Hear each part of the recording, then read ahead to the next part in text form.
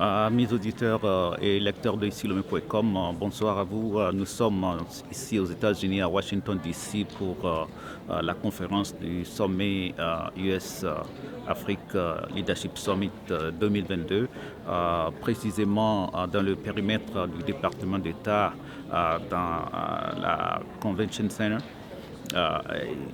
Il y a une sorte d'ambiance très conviviale dans cet emplacement actuellement, avec beaucoup de délégations venues de presque une cinquantaine de pays.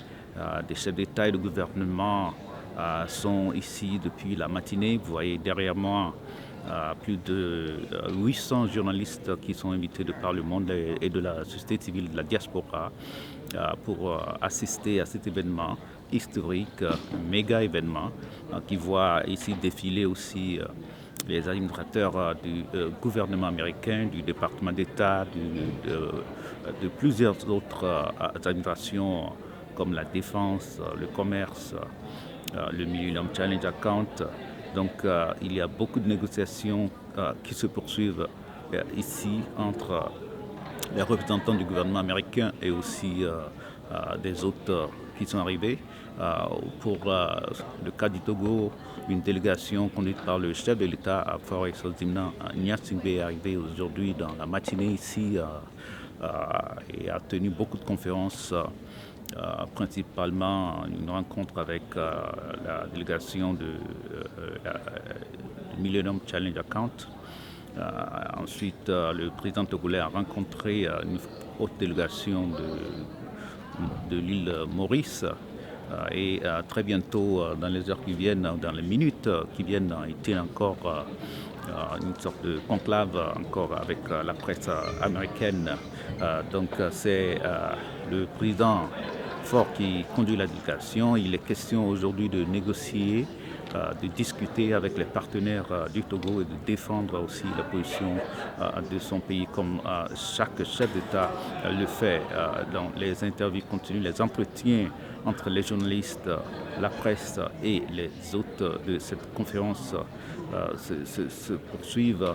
Il faut dire que l'organisation, selon beaucoup de participants, est un succès parce qu'il y a cette fluidité, cette communication, de la communication entre les invités, les participants et aussi les présentateurs.